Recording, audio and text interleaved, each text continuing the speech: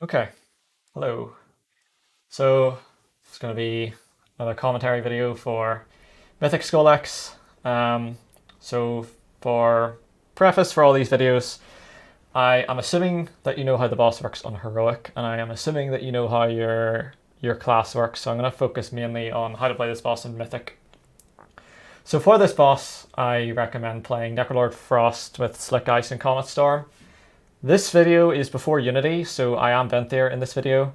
But the boss is it's a DPS check, right? I think that is probably the thing that should do the most patchwork DPS, but you might be rusty with specs, you might have better gear for specs, so the honest answer is you play the spec that you're going to do the most damage on this boss. So if you're playing Necrolord, you can either slam Deathborn on cooldown 3 times, or you can use it on pull with Lust, and then you use it with your pot again. The Enrage is 6 minutes. It really depends on how long during Enrage you think you can live. I don't think you can live very long, so I'd probably recommend just using it with your pot. Whenever you're optimizing DPS for DPS check bosses, you should always play as if the boss is going to live for the full duration. The reason for that is because if it doesn't, then either you wiped to something that wasn't damage, or you killed it anyway. So on Mythic, there's not a huge amount to this boss. A lot of the mechanics just hit a lot harder. One thing you will notice is to maximize DPS, we do cancel burrows.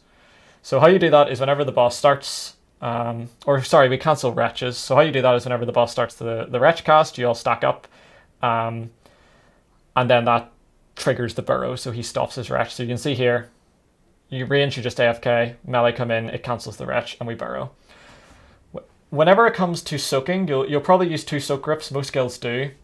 If you're doing that, you will either soak immediately after a wretch that was cancelled, or immediately after a wretch that you dodged, and it's good to know which one. So for here, for me, it's after wretches that were cancelled. So we just cancelled a wretch, so I know, oh, I have to go out. If we just dodged a wretch, I know, okay, I can just stand in the grip. If you're using 2 soak grips, you can also alter time every soak. I kind of forget here. I use mirror image instead, and I felt safe enough, but it's good to know that alter time is going to line up with every single one. So you can see here, just double blink across, and because that was a wretch that I dodged, I know, okay, I'm in melee. And you see our other soak grip goes out.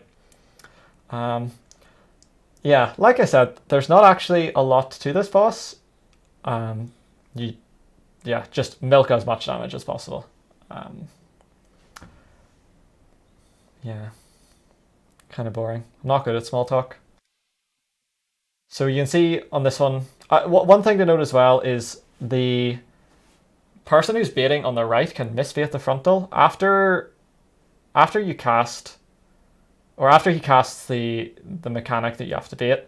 You should immediately move back into the grip, so it'll pulse 3 times and then you move back in, because he can still target range that are out with the wretch, and that'll end up being quite bad.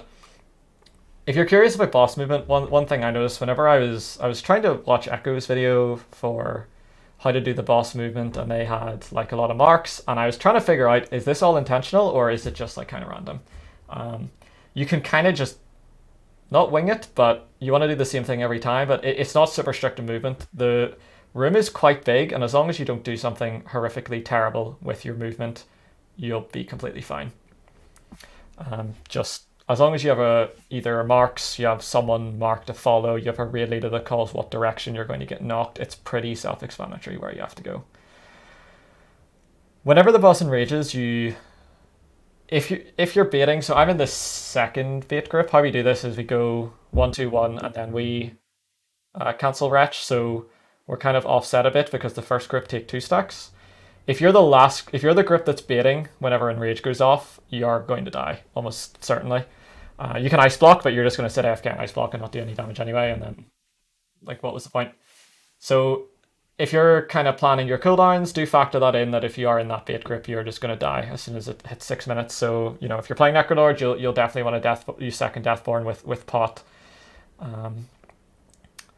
Yeah, so I should be alter timing here. You can see as soon as the flail's coming out. Oh, I do alter time. So I got there eventually. Yeah, you can use this on every single one.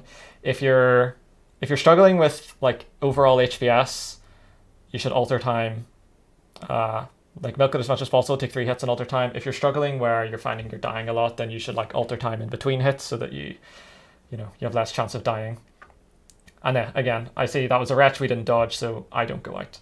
I am watching here just in case we need backups. We're getting quite close to a kill, like the boss is quite low. We're on track for damage. So I was just checking there, are all the backups happening? Because if there wasn't, you can take 2 stacks, or not 2 stacks, but 2 sets of stacks.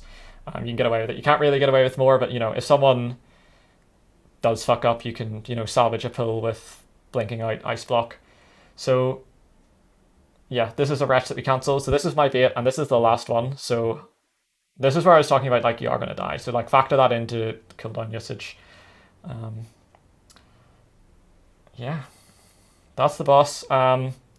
Whenever it comes to playing defensively on this boss, try to minimize how much you do it, I guess. Things like alter time are good because they're off the GCD and quite simple to use. They line up well. Use your health pots and health stones aggressively if you can, because you want to spend as much globals on damage spells. Especially if you're under geared, especially if you're low on tier. But yeah, that's the boss. Fairly simple. Was kind of cool. We didn't spend too many pulls on it. I didn't get to optimize it that hard, but I thought the boss was kind of fun. I was kind of happy with the frost pick. But again, play the spec you'll do the most damage on. It is a DPS check after all.